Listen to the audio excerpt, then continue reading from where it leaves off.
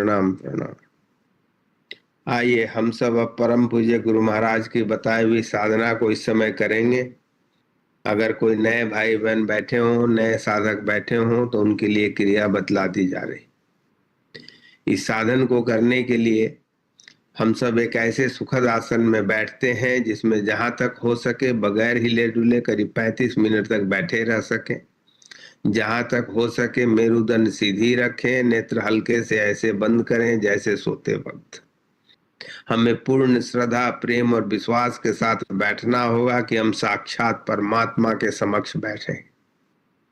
संत मत में समर्थ गुरु को ही साक्षात परमात्मा मानते हैं, और जो लोग सही ढंग से साधना करते हैं निश्चित तौर पर इसका अनुभव प्राप्त कर लेते हैं।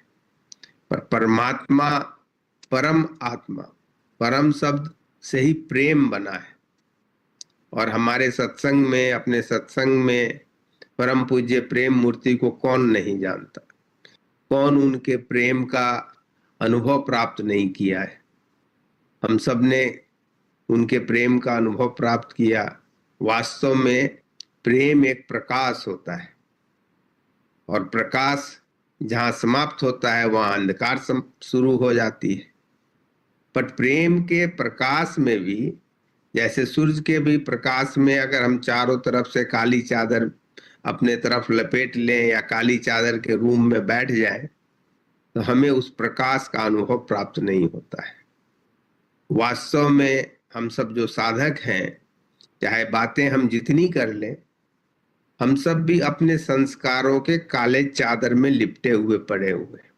हमारे आंख पर हमारे संस्कार की काली चादर पड़ी हुई है, और इस कारण वास्तव में उस प्रेम प्रकाश के समक्ष होकर के भी उस प्रकाश से हम वो लाभ नहीं प्राप्त कर पाते जो कर सकते हैं। इसको प्राप्त करने के लिए हमें वो चादर कम से कम अपने आंखों से तो हटाना ही पड़ेगा, और जब आंखों से हटाएंगे तभी वो अनुभव प्राप्त होता है। आंखों से कैसे हटाते हैं? आप देखें कि अगर आप बहुत देर तक अगर आंखें बंद हैं और एक बैग अगर आप आंखें खोलें तो प्रकाश में आपकी आंखें चुंधिया जाती हैं और कुछ दिखाई नहीं देता है। पर धीरे धीरे जब हम पलक को बंद करते हैं, खोलते हैं, बंद करते हैं, खोलते हैं, तब धीरे धीरे वास्तव में उस प्रकाश का अनुभव कर पाते हैं। उसी प्रकार परम पूज्य गुरु महाराज ने जो यह साधना दी है, उस साधना को एक बैग हम तो कर ही नहीं सकते, क्योंकि न उनकी कृपा प्राप्त हो पाती है उतनी, न हमारे अंदर शक्ति होती है। इसलिए हम उस प्रकाश से भाग जाते हैं।